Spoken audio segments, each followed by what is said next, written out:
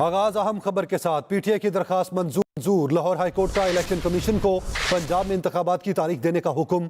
Justice Jawad Hasan ने तफसीली फैसला जारी कर दिया।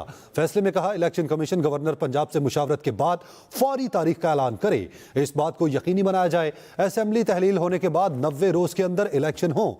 खुद मुख्तार आईनी इदारा होने की हैसियत से इलेक्शन कमीशन कानून के मुताबिक इलेक्शन कराने और इलेक्शन के इंतजामात कराने का पाबंद है। लाहौर हाईकोर्ट ने इलेक्शन कमीशन को पंजाब में आम इंतखाबात की तारीख देने का हुक्म दे दिया।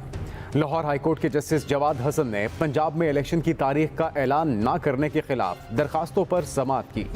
चीफ सेक्रेटरी और आईजी पंजाब ने बताया कि हमने अपनी तजावीज़ इलेक्शन कमीशन को दे दी। हम इलेक्शन कमीशन और अदालत के फैसले के पाबंद हैं। जस्टिस जवाद हसन ने कहा कि अदालत को आपकी यकीन दहानी चाहिए थी। इलेक्शन कमीशन के वकील ने कहा कि इंतखाबात की तारीख देना इलेक्शन कमीशन का काम नहीं। पुलिस, जुडिशरी समेत दीगर इदारों ने अमला देने से माजरत कर ली। इलेक्शन कमीशन ऐसे हालात में कैसे इलेक्शन करा सकता है? हमारे पास फंड्स भी नहीं। अगर कौमी असेंबली और सूबाई असेंबली के इलेक्शन एक दिन में ना हो तो शफाफ इलेक्शन नहीं हो सकते। आइन में कहीं नहीं लिखा कि इलेक्शन कमीशन आम इंतखाबात की तारीख देगा। गवर्नर पंजाब के वकील ने कहा कि अगर गवर्नर असेंबली तहलील करता है तो इंतखाबात की तारीख देने का पाबंद है। अगर असेंबली खुद ब खुद तहलील होती है तो गवर्नर तारीख देने के पाबंद नहीं। तहरीक इंसाफ के वकील ने कहा कि आइन में वाज़ेह दर्ज है असेंबली की तहलील के बाद 90 रोज में इलेक्शन होंगे। सदर मुमलिकत इलेक्शन की तारीख दे सकते हैं। अदालत ने करार दिया कि आइन के मुताबिक इलेक्शन कमीशन 90 रोज की मुद्दत में इंतखाबात कराने का पाबंद है। Mohammad Haroon, Express News, Lahore. Lahore High Court के फैसले पर पाकिस्तान तहरीक इंसाफ और पाकिस्तान मुस्लिम लीग काफ का रद्द अमल आ गया। साबिक वज़ीर आला पंजाब चौधरी परवेज इलाही का कहना है, लाहौर हाईकोर्ट का फैसला खुशाइंद है। इलेक्शन कमीशन को लाहौर हाईकोर्ट के फैसले के बाद अब देर नहीं करनी चाहिए।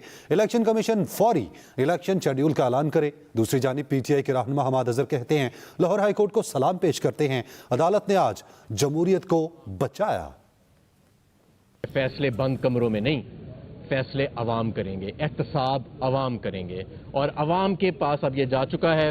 और मैं कायम मुकाम जो हुकूमतें बनी हैं, मुतनाज़ हुकूमत जो बनी है पंजाब में ख़ास तौर पे, मैं उनको कहना चाहता हूँ कि जो आप तकर्रियाँ कर रहे हैं, जिस तरह के मुतनाज़ लोगों को आप लगा रहे हैं, अब सिर्फ और सिर्फ 65 दिन रह गए हैं। 65 से भी कम, 64 दिन रह गए हैं। क्यों जी अजहर सिद्दीक साहब? बिल्कुल ऐसा ही। 64 दिन से ज्यादा आप इलेक्शन नहीं रोक सकते। आपकी मुद्दत 64 दिन रहेगी और आपका वाहिद काम आइन और कानून के मुताबिक इस मुल्क में इलेक्शन कराना है। कैप्टन रिटायर्ड मोहम्मद सफदर और उनकी अहलिया मरियम नवाज आमने सामने।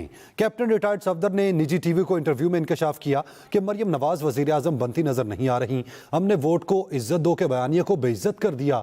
साथ ही इन्होंने ये भी कह दिया कि आर्मी चीफ को एक्सटेंशन देकर हमारा बयानिया दफन हो गया। इंटरव्यू नशर होने के बाद मरियम नवाज ने अपने शोहर कैप्टन रिटायर्ड सफदर की सरजरीश की। पार्टी जराये के मुताबिक मरियम नवाज ने कैप्टन रिटायर्ड मोहम्मद सफदर को पार्टी पॉलिसी के खिलाफ बयानबाजी से रोक दिया है। वजीर खजाना इसहाक डार का कहना है कि IMF के कहने पर 170 अरब रुपए के टैक्सेस लगाना होंगे। 300 यूनिट तक इस्तेमाल करने वाले बिजली सारिफीन के लिए सब्सिडी बरकरार रहेगी। तफसीलात जैगम नकवी से। IMF मिशन वापस चला गया। 1.2 अरब डॉलर मिलने की तवक्को। हतमी मुज़ाकरात पीर को होंगे। नई यकीन दहानियों पर ऑनलाइन मीटिंग होगी। इस्लामाबाद में न्यूज़ कॉन्फ्रेंस करते हुए वजीर खजाना इसहाक डार ने कहा, गुज़श्ता रात तक हर चीज़ को बाहमी तौर पर तय कर लिया है। मंडे को उनके साथ हमारी ऑब्वियसली वर्चुअल मीटिंग होगी। कैलकुलेटेड हमारा है नेक्स्ट ट्रेंड जो है वो 1.2 बिलियन डॉलर की 894 million SDRs we will be entitled to इस रिव्यू के नतीजे में इंशाअल्लाह। वजीर खजाना का कहना है, हम कोशिश करेंगे पाकिस्तान की तारीख में दूसरी मरतबा IMF का प्रोग्राम मुकम्मल करें। 170 अरब के जो फिस्कल मेजर्स हमें टैक्सेस लगाने होंगे और हमारी हद्दुल इम्कान यही कोशिश है कि कोई ऐसा टैक्स ना लगे जो कि डायरेक्टली गरीब, इनडायरेक्ट तो असर होता है लेकिन डायरेक्टली किसी भी आम कॉमन आदमी के ऊपर बोझ ना बने। अमल ऑब्वियसली करना पड़ेगा। फ्रेंडली कंट्रीज की कमिटमेंट्स हैं, इंशाल्लाह वो पूरी होंगी। फॉरेक्स रिजर्व आएंगे, कोई फिक्र वाली बात नहीं है। वजीर खजाना इसहाक डार ने कहा, पेट्रोल पर सेल टैक्स लगेगा ना ही levy. Zaigham Naqvi, Express News, Islamabad. काबीना की इक्तसादी राब्ता कमेटी ने पैरासीटामोल समेत मजीद 20 अद्वियात की कीमतें बढ़ाने की मंजूरी दे दी है। वजीर खजाना इसहाक डार की जेर सदारत ECC का इजलास हुआ जिसमें पैरासीटामोल सादा गोली 500 मिलीग्राम की कीमत 101 रुपये 87 पैसे से बढ़ाकर 2 रुपये 67 पैसे करने की मंजूरी दे दी गई है। पैरासीटामोल एक्स्ट्रा टैबलेट की कीमत 3 रुपये 32 पैसे मुकर्रर कर दी गई। 18 नई अद्वियात की भी ज़्यादा से ज़्यादा कीमतों के तयन की मंजूरी दे दी गई है। बिजली के बड़े सारिफिन से 76 अरब रुपये वसूल करने का फैसला किया गया, जिसके लिए 1 रुपये फी यूनिट सरचार्ज आयद होगा। सरचार्ज का इतलाक इलेक्ट्रिक के सारिफिन पर भी होगा। जमात इस्लामी का महंगाई मार गई मार्च सिराजुल हक की क़यादत में लॉन्ग मार्च रावलपिंडी की जानिब रमा दमा है।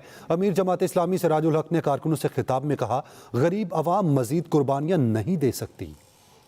इस बार अशराफिया कुर्बानी देकर कर्जे अदा करे। जनाबे जरदारी साहब की दौलत, जनाबे शहबाज शरीफ की दौलत, जनाबे इमरान खान की दौलत, जनाबे बिलावल की दौलत और इसाक डार की दौलत, इनकी जायदाद उनको नीलाम किया जाए और कर्जे हमारे अदा किया जाए, इसलिए कि इन्होंने इस कौम को लूटा है। बाबा इस बार आपको कुर्बानी का बकरा बनना पड़ेगा।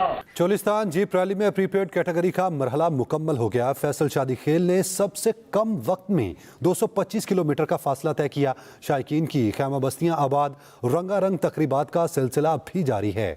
तफसीलात बताएंगे मियां अजीज।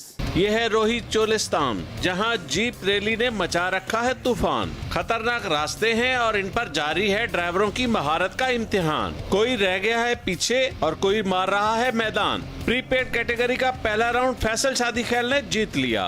उन्होंने 1 घंटा 52 मिनट 58 सेकंड में सबसे पहले फासला तय किया। साहबजादा सुल्तान 1 घंटा 54 मिनट और 24 सेकंड के साथ दूसरे नंबर पर, जबकि जैन महमूद 1 घंटा 54 मिनट 58 सेकंड के साथ तीसरे नंबर पर रहे। 25 किलोमीटर रेस में 15 के करीब जीपों ने हिस्सा लिया।